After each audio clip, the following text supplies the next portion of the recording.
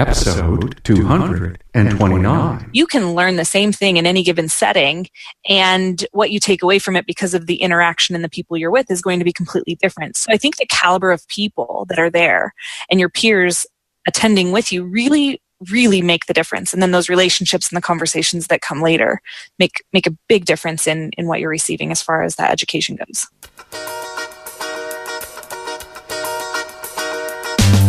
Welcome, Aftermarketers, to On Point from Remarkable Results Radio and a special interview from an auto care industry professional. On Point. Hey, welcome, Aftermarket professionals, to Remarkable Results Radio and to episode 229, the third in a three-part series on the University of the Aftermarket's Leadership 2.0 Executive Leadership course.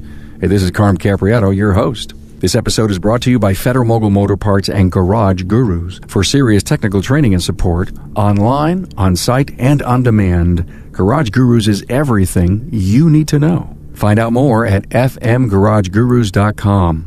As you've discovered, there are so many sources to listen to the Aftermarket's premier podcast. Now, one additional you may not know about is the Remarkable Results Radio app for any iOS or Android device. Want it? Just go to your app store, search for Remarkable Results Radio, and install.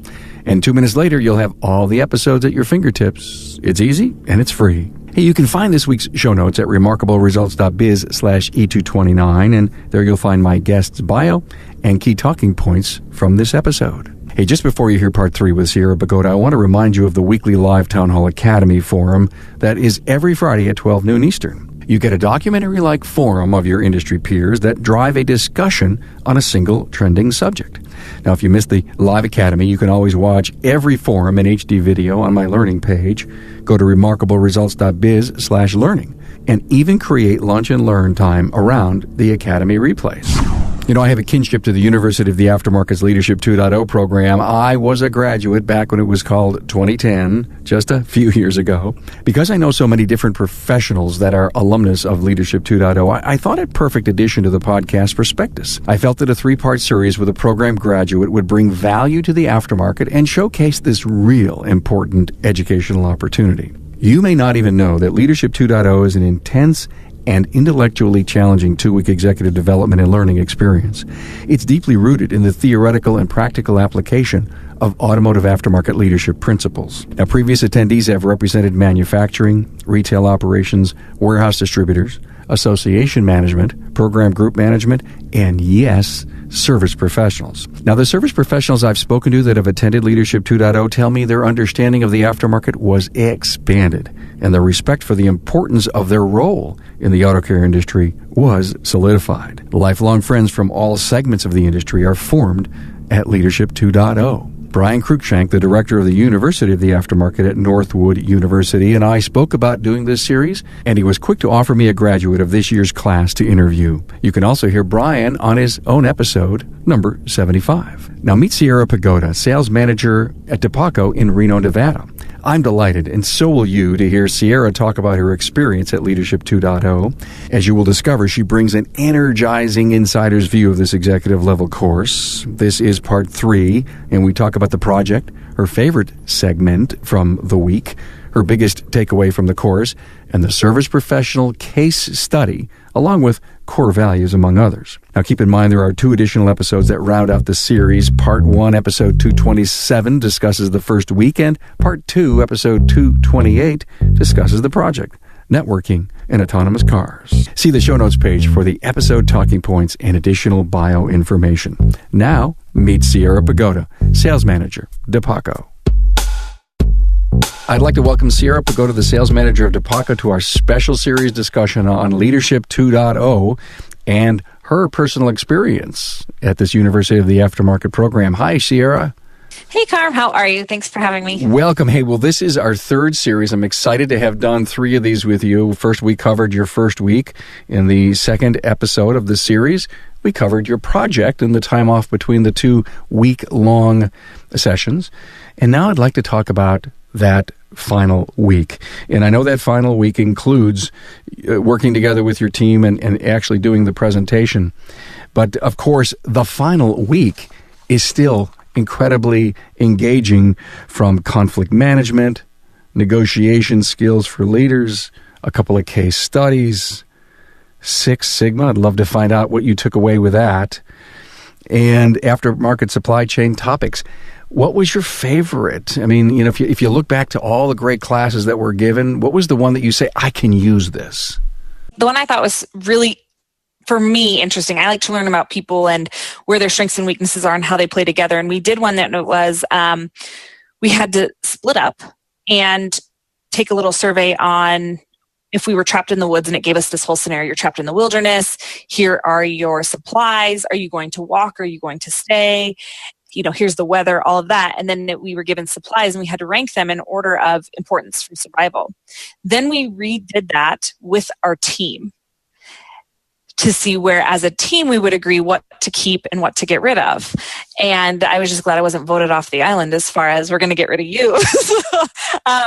So, and it was different things from like water purification tablets to like an inner tube. There was matches. There was all sorts of different stuff. I think there was some rum or some whiskey there. And it was interesting to see what you prioritized versus your team and then how it came out. And we had to give a scoring level. And at the end, they told us what the quote unquote professionals would have chosen. And we compared, were you better off as a team or were you better off as an individual? And then the why. And I think everybody was better off definitely as a team. Very few people were better off and had better survival skills as an individual. And so it kind of tied into the fact that doing that group project, we were all better off as a team. Or, when you look at your own company and the teams you're on, don't dismiss people, don't dismiss ideas so quickly, because your survival rate actually could be significantly better by taking everybody into account. That almost tied into the first week when you guys did the IOPT, the input-output processing template, isn't it? Because you were really trying to find people's strengths and weaknesses and best ideas and team play. Yeah, it was funny. And we had a guy on our team who used to be in the military. So I was like, oh man, you're definitely going to have a leg up on all of us. And no, it really wasn't anything that he definitely had a leg up on us for. So it was fun. Did any one person have the best ideas, or was it really a consortium? I think I had the best ideas. No, it was, there were some where, I'll say for me, so the one I definitely remember was water purification tablets. I kept telling them, they're just tablets. It's not water. They're just tablets. It doesn't matter if we have these tablets. And everybody kept kind of pushing for the tablets. And in the end, they were ranked the lowest. And I said, you guys, it's because they're tablets. They're not, they purify the water if you have water. First, we need to get water, then you can purify it. But there was a lot of things like the detail in what was an option to keep. And like I read one, I thought I could use it for shelter. And one of the guys in my group said, it's only like 11 inches by 12 inches. What the heck are you going to cover? And I missed that detail in reading it. So as a group, we definitely were a lot better, but for various reasons. And half of it was comedy and half of it truly was you miss details or you miss picking out certain things that really are to your benefit, where all the brains process different. Isn't it amazing? I'll bet you're a better leader because of that class. I sure hope so. That's for sure. I take a lot more time to sit back and process before responding, sit back and take a little more time to digest others' opinions and their feedback, because we're so quick to respond in most situations rather than listen. And my mom always told me, you have 2 ears and 1 mouth for a reason. You're supposed to listen twice as much, right? And we all hear it even going into leadership classes. So now I find myself, I'll take a little more time to really think and consider, okay, why? And did I hear them properly, or did I skip over some of those words? Like, you can skip over the details. Yeah, we covered listening in your first session, and there was some really good dialogue there. Now, is any training good training? And what I mean is, if you think about the training that you've had in your career, you're not a sales manager unless you've improved yourself along the way to have this great career that you have. Is Leadership 2.0 like so far an off-the-charts session that you've ever been to based on the quality of the education? The investment that most companies are making in their people nowadays, I think, is very different than the investment that I'm going to say, formerly made in their employees. So what I found is the company I work for, Depaco, has done a phenomenal job of investing in training for us, both personally and professionally, for making sure that we are good leaders. So in a lot of cases, depending on where the person was in their experience within their company, they've received a lot of training. So some of it very much was a recap or rehash or, touching on some things that we've already maybe learned. I can't say that everybody has, but definitely for me, there was a lot that was repeat. But with that, and as a caveat of that, you're also not going to learn as much if you don't have that caliber of people in your class to challenge, to make you think, and to make you grow. You can learn the same thing in any given setting, and what you take away from it because of the interaction and the people you're with is going to be completely different. So I think the caliber of people that are there and your peers attending with you really make the difference. And then those relationships and the conversations that come later make a big difference in what you're receiving as far as that education goes. Give me an idea of the makeup of the class between, and I don't need to know the exact details, but there were WDs, manufacturers, distributors, and shop owners. Am I right? Correct. Yes. And we even had a guy who worked at a auto body repair facility where they did a lot of paint work and collision repair, which was a first from my understanding, that they really hadn't had anybody come from that venue before. And that was very neat to see because you really got a whole broad spectrum. And Brian does a great job in the mornings. He starts us out with these icebreakers and they build throughout the week. So you start with kind of a easy conversation, and then as the week goes, they all tie in together and they kind of snowball. And you can definitely, it's fun to sit back, watch the conversations, but also you can kind of watch some people squirm in their chair. You can watch when people start to get a little bit uncomfortable. The comfort level of the conversations, definitely round two, flowed better because now you know people, you have that interaction, so you're not quite as afraid. I would say there wasn't as much hesitation to speak up, speak out, have that dialogue. Why hesitation? What do you mean? That first week, you don't really know who's going to speak up, who's going to speak out, who necessarily you're really talking to, who you could offend, all those types of things. So people kind of test the waters first. Second time around, it's like old hat. Every person I saw, it was either a big hug or, a great welcome, that's for sure. Great to see everybody. And so the conversations just flowed a little bit more. And I think people really knew that nothing was personal. It was all, that's why we were there, to continue those conversations and really dig deep and not just gloss over the perception. The dynamics of the team mesh together in week 2, and you actually take deeper dives then. Absolutely. Absolutely. And the conversations that stem from every topic that were presented are much better as well. Yeah. I'm talking with Jonathan Cicchelli, a technical product specialist with Federal Mogul Motor Parts. Now, you're visiting shops every day. So when you put product in the hands of the technicians and service advisors, what are they saying? Going back to Federal Mogul's long-term presence in the industry, they already know the product. And some of them we don't have to say much about. It's the newer product, the latest innovations that we come out with that just blow people away. So, Jonathan, you take that brand new OEX pad and you put it into the hands of a technician. What happens? They look at it and are kind of speechless for a couple seconds, and they just can't deny that it's an awesome looking product, and they can't deny that it's going to work fantastic on their vehicles. Now, another phenomenal product line that is just one of the most iconic brands in the entire industry is Moog. Now, there's a lot going on with Moog. The newest thing with Moog is going to be, I think, the most important thing to the shops is a newer design ball joint that we created, and that was off of technicians' responses to a boot design. That's that compression-loaded ball joint with the pre-installed integral dust boot? Absolutely. And as soon as I pull that out of a box and show a technician or a shop owner, they just were like, this is amazing. So, Jonathan, would you say that you're a champion for Federal Mogul Motor Parts and all the premium products? Absolutely. And a champion for all the training? I'm very big on training. I've always been in training since I've been in the professional field. So just to come back and support on the other end has just been an awesome experience. Federal Mogul Motor Parts' Garage Gurus is your go-to source for the vehicle training, technology, and answers you need to keep your next job on track. On-site, online, or on demand, the Gurus are here to help keep your business and your career on the road to success. Visit fmgarageguru.com. Everyone in the industry has to sell the service professional. Yeah, the DIY is there, there's no doubt, but as technology moves, we know that the do-it-for-me business is really up there and strong and important for the manufacturing and the distribution business. Now, there were service professionals in your group? Yes. And is it true that you did a case study on one of them? Or at least not one of them that was there, but did you do a case study on a service professional? We did. How important was that for the entire group to appreciate, get inside, to empathize with the challenges? It was very good. I think when you dive into any company that maybe you're not a part of, right? So for most of us, we're not a part of that service dealer side. We may have them as a client, as a customer, we may service them, but to be in their day-to-day life, it's very different, right? Just if they were to step out and become any one of us, regardless of where we are in the industry. And it was definitely a good eye-opener, I guess you'd say. And the fact that we all very much came to the conclusion of, regardless of what the day-to-day is, no matter where you are in the industry, without each other, we don't survive.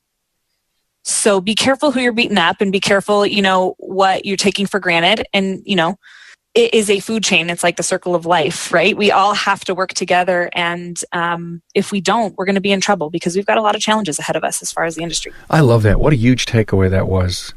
Stop beating them up. No matter where you are. No matter where you are in the chain. The service dealer needs to stop beating up his jobber. The jobber needs to stop beating up the WD, and so on. Yeah, and if we could teach the consumers a little bit too. And it's the most complex piece of technology we have is our vehicle, right?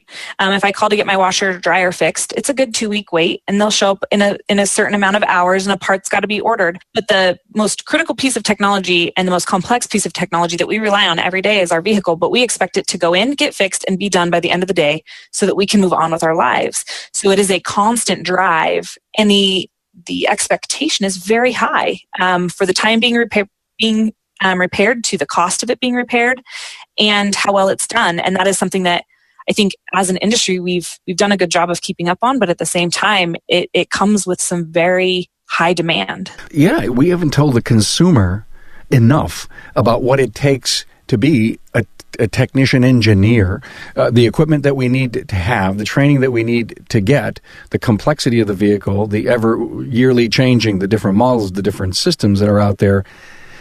And but the consumer thinks it's magic. And why should it cost that much? Yeah, they're not technicians. They are magicians, that's for sure, because they are truly performing what most industries cannot do day in and day out. And as the vehicles become more technologically advanced, the emerging technologies that we talked about in the last episode was, it's going to be harder and harder. How do you replace a chip? And what do they keep on hand? And who keeps them on hand? And is it correct? Because it's more and more electronic. And the more electronic we go, the more opportunity there is for, I'm going to say, more opportunity there's for opportunity, because we try to not see challenges as troubles, but more so as an opportunity to resolve. So, as a takeaway, and you said, hey, stop beating each other up. When it came to the service professionals case study, what was your biggest aha moment as you were learning about their struggles? That not all of them go into it being business owners or business minded, right? It is that they are guys or gals who really enjoy doing what they're doing, but they weren't necessarily business, small business owners. They didn't go into it expecting that. This is the theme of the podcast over and over and over again. They were great technicians, but they didn't make the leap to be, the CEO of their business. And that hit you hard, huh? Yeah, I really feel that, they're technicians who have, by some chance, because they're very good at what they do, become small business owners. They're not small business owners who went in saying, I'm going to be a technician. The way they service people day in and day out, doing what they know and what they love, is very different than had it been run, by a small business owner going into then, become a technician or try and do that. And if it was the other way around, those cars would not be serviced very well at all if a small business owner came in and tried to do what they do every day. So that was a big one. Ciara, I see that there was a course titled Business Ethics for Leaders. It's so important today.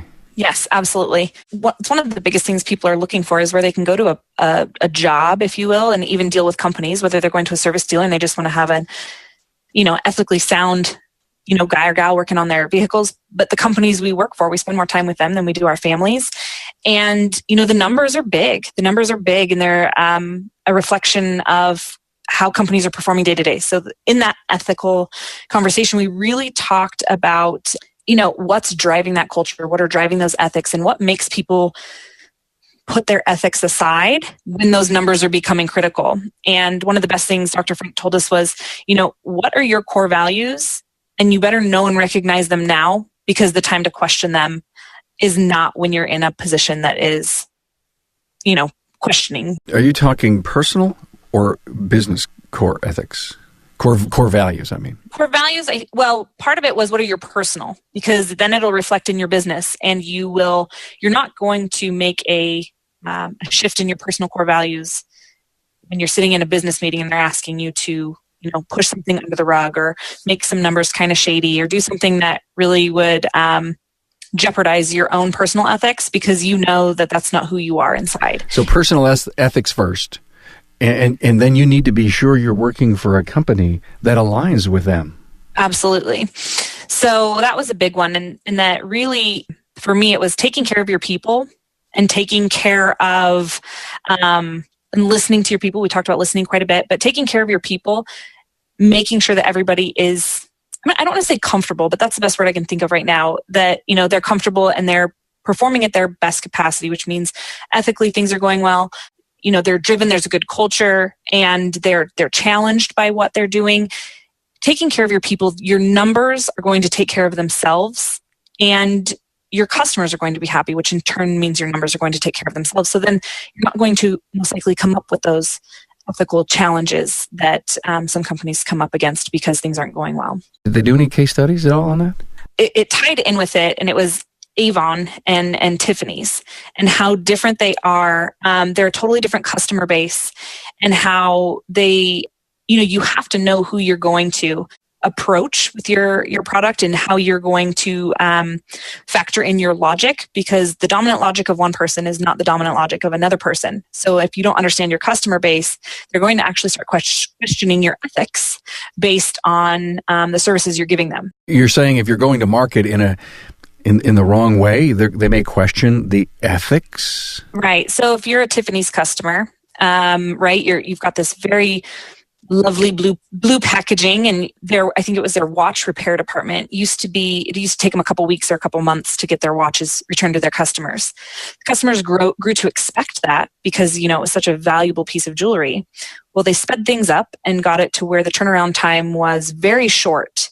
And then the customers started thinking, well, you've kind of cheated me and you've shorted me because this is a very expensive piece of jewelry. How did you fix it so quickly? Kind of funny if you think back to the automobile repair, right? We want it now. And it's the most expensive thing most of us own.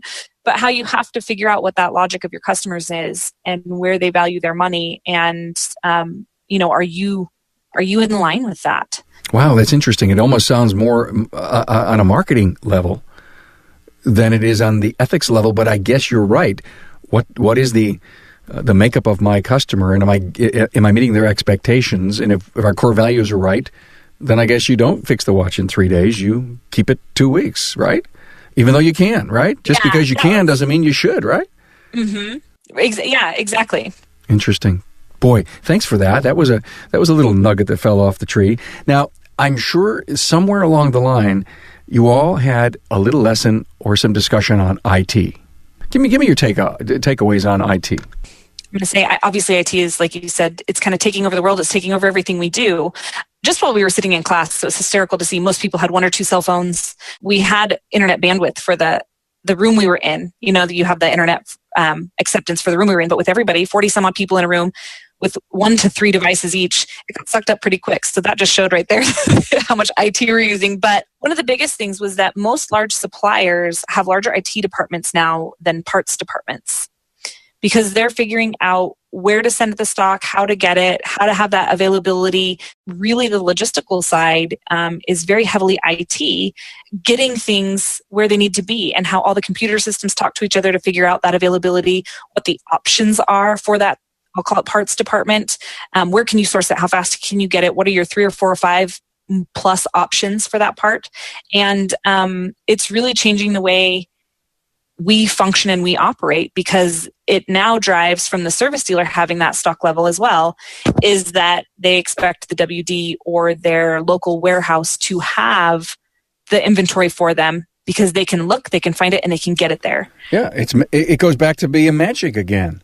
There's a lot of IT touch points that all have to work together, and what they were really saying is that the investment is large to make it work so fast, or to have it look seamless. In other words, the right part at the right time, in the right place for the right customer. Exactly. And I think it was IHS Worldview. It's IHS Worldview 2.0. Very similar to Leadership 2.0, but IHS Worldview 2.0 is formerly Polk, and how they're really working to get all of that, the data integrated, and what they do as far as the service level and all the different services they provide. I know one of the guys in our class talked about how they ask for the license plate of their customer, and with that license plate, it pulls up all the registration info. And it gives them the exact vehicle so it can't go wrong, which is before that's something you wanted the engine serial number for, that's something you wanted the VIN for, but now it's by license plate. And that was really interesting. And then there's international companies trying to get international integrations so that you're not just limited to the information in the US, but all the different makes and models, India, China, wherever you may be, that I think it's called TechDoc, if I remember correctly, and it would integrate with ACEs. So. From your perspective at DePaco, do you see a lot of IT movement in that area in your company? Definitely, especially within the last 3 or 4 years, you really see a push. We're just really very new to the automotive aftermarket as far as getting into that distribution side. So for us, it's been a real eye-opener because, we've got ACES, PIEs, we work with SEMA Data Co-op, all of those things, and it's a big step from the traditional marketplace that we've sold in. So it's a huge push, that IT side. And then, people want it now. And if they can't find it now, you're out. So if we don't have it available, that's going to fall on us. So from an IT perspective, were many in the class just throwing up their hands and saying, I just don't think I could afford to do what needs to be done? No, it actually surprised me how many people their companies have just, I don't want to say tons of money, but they have a very significant amount of money invested in IT and invested in moving forward and how they're going to do that. And, pods and pods of people and even structures within their company are set up to support IT. Yeah, my point was about jobbers and the investment that they need to make, yet, being aligned with some really progressive WDs, they're going to help that jobber with that structure, I believe. Yeah, very true. And I think that absolutely is a great point. Boy, did I enjoy these 3 episodes talking to you about Leadership 2.0. And the beauty of it is that I've been through it when it was called 210, so I can kind of relate. Not 100%. I know it's completely different. Not completely different, but the structure of the class is there. And for me, it was a very powerful part of my career. If you had a chance today to just sit down and talk to a peer in the industry and say, you need to go, and here's why, what would you say? Oh, I would absolutely tell them that they need to go. And the why is that they will make connections and they will understand the industry so much better. But the connections and the relationships that they have moving forward are really invaluable. There are 40 plus people that I know I could email or call today, tomorrow, whenever I need to, even for reference on something. Hey, I was just thinking about this, and from your perspective, not necessarily because I need something from them, but because I trust them and I know them and we have that relationship. So I think it really broadened my perspective and then my connections throughout the industry. And you hate to refer to it as a networking thing, but really I don't, because that's one of the best things we took away from it. I don't want people to go and think, oh, this is just a great way for me to network. But really, it is one of the best networking in a positive way, not just a bunch of people standing around talking to people they already know. It's networking on steroids, really. Oh, absolutely. Yeah. That's a great way to put it. So give a shout out to Brian and thank him for holding the seminar. Huge thank you to Brian and Dr. Frank, and then Susan. Susan helps coordinate everything and she does a great job. But Brian and Frank they do a great job leading this course, and I can't thank them enough for what they did. So I want to thank Yang, because I earned my scholarship through Yang, and it is a great up and coming group. And so under 40, if you've got if you can, be a part of Yang, and I thank them so much for the scholarship and for the opportunity to go to Leadership 2. Yang is the Young Automotive Network Group.